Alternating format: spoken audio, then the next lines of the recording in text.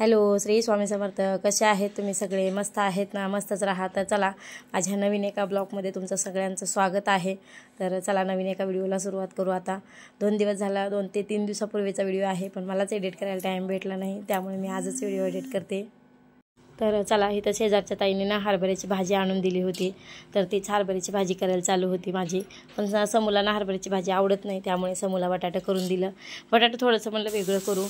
प्रत्येक वेळेस बटाटा समूला आणि शिवानीला रोज जरी बटाटा दिलं ना तरी त्यांना कंटाळा येत नाही, त्यामुळे म्हणलं की चला आज थोडंसं वेगळं करू. तेलात फक्त खालीवरी करायचं होतं मला.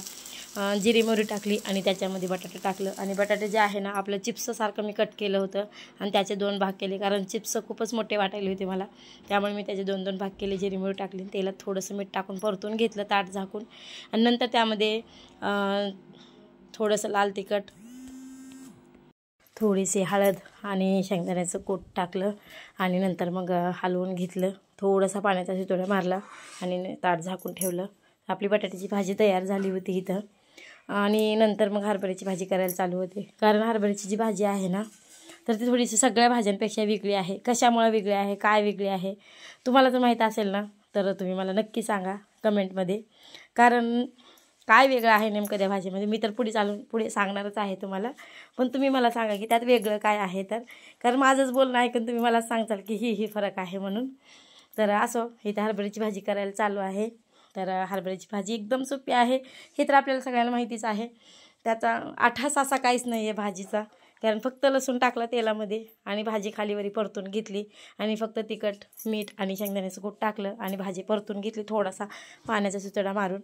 तर आपली भाजी फायनली तयार झाली होती. तर इथे ना आपले जे हरभऱ्याचे घाटे असतात तर ते तोडून ठेवले होते 2-4 दिवस झाला. काकू रोज माझ्या मागे लागल्या होत्या की भाजून घे, पण मला भाजणं काही झालं नव्हतं. तर इथे बघा, शेवग्याची शेंग केली आपली जरा थोडीशी सरभरीत, बटाटे केलं मोकळं, आणि हरभऱ्याची भाजी आणि इकडे जेवण वगैरे झाले. झाला बघा, 12:30 वाजले होत्या. आणि मी आज घडी का दाखवते तर बघा, आमचा म्हणू किती घडीकडे लक्ष देऊन बघतोय. घडी जी आहे ना आमची, तर ती वरी अडकावलेली होती, तर कंप्लीट अर्धा पाऊण तास त्या घडीला बघा सुद्धा माझ्याकडेच बघतोय तो घडीवरी अडकाव म्हणून. तर मी घडी घेतली तो फोडेल म्हणून, आणि नंतर वरी अडकावली, तरी त्याचं लक्ष त्या घडीकडेच होतं. इतका वेळ तो घडीकडे बघत होता ना, त्याचं काय रहस्य त्या घडीमध्ये दडलं होतं ते त्याच्याच जीवाला माहिती. कारण कंप्लीट अर्धा पाऊण तास तो तिकडे वरीच बघत होता, तर तो सारखं बघायला लागला नेमकं त्याच्या पाठीमागं आहे तरी काय, म्हणून मी घडी काढली आणि काढून पलंगावर ठेवली होती. आणि नंतर मग तो फोडेल म्हणून नख्या मारत होता सारखं. तो फोडेल म्हणून नंतर उचलली, अजून वरी अडकावली, तरी त्याचं लक्ष तिकडंच बघा कसा बसलाय बघतच आहे की नाही बरं. इतकं म्हणजे काय आहे त्याच्या मागं, आम्ही खूप म्हणजे चौकड बघितलं, काय किडू अगर पाल फील काही असेल का म्हणून, तर काहीच नव्हतं जवळपास. तरी त्याचं लक्ष काय तिथून हटतच नव्हतं. म्हणलं असं जाऊ द्या, म्हणायच्या नादी लागलं तर आपण पण येडं होईल. तर इथे बघा, झुमके आता बरेच दिवस झालं कानात होते, सणामुळे घातले होते, आणि ऑलरेडी पहिलेच माझे कानाची जी वेज आहेत ना ते खूप मोठे आहेत, त्यामुळे मी जास्त मोठं कानातलं सहसा वापरत नाही. जरी वापरलं तर मला सरपाळ्याचा वापर करावा लागतो, त्याशिवाय मला कानातली बसतच नाही ती. तर असो, काकू म्हणतात की सोनं जे आहे ना तर कापसामध्ये ठेवावं म्हणजे ते काळं पडत नाही. सोनं जसं आहे तसं पिवळं राहतं, त्यामुळे झुमके काकूनं मला सुरक्या वगैरे काढून दिल्या कापसातल्या, आणि मग मी ते ठेवलं कापसामध्ये काढून.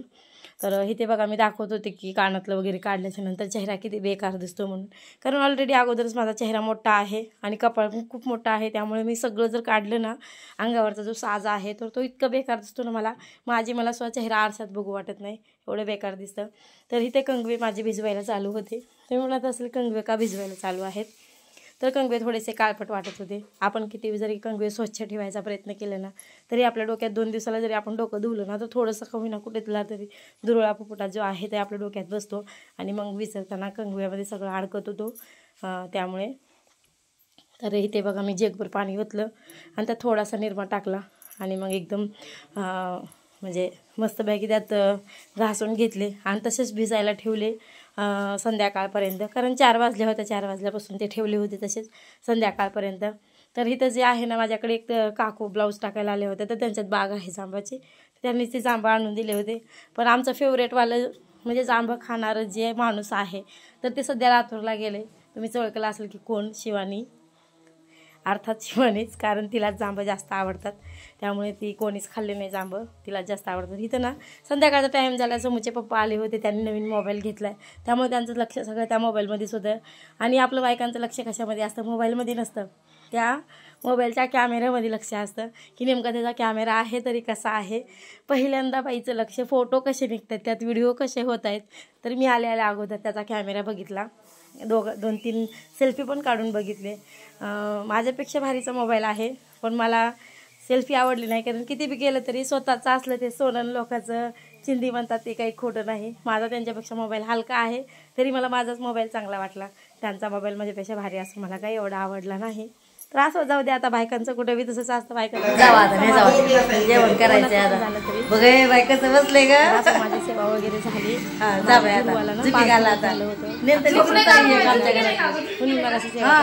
बघायला लागले ते. आणि पाण्याचे एकदम डील आकाराचे डॉक्टरने दिले होते आम्हाला, त्यामुळे ती पानं पण मी तुम्हाला दाखवत होते, कारण पानं खूप छान होते, त्याचा आकार पण खूप छान होता, मला तर खूप आवडले म्हणून मी तुम्हाला पण दाखवत होते. तर असं इथं बघा मनू ना झोपायला समून यायली होती, त्याला टाईम झाला होता आता. तर आता मला पण बराच उशीर झाला, जेवण वगैरे आमचे राहिले होते, समून नेऊन मनाला झोपी घातलं.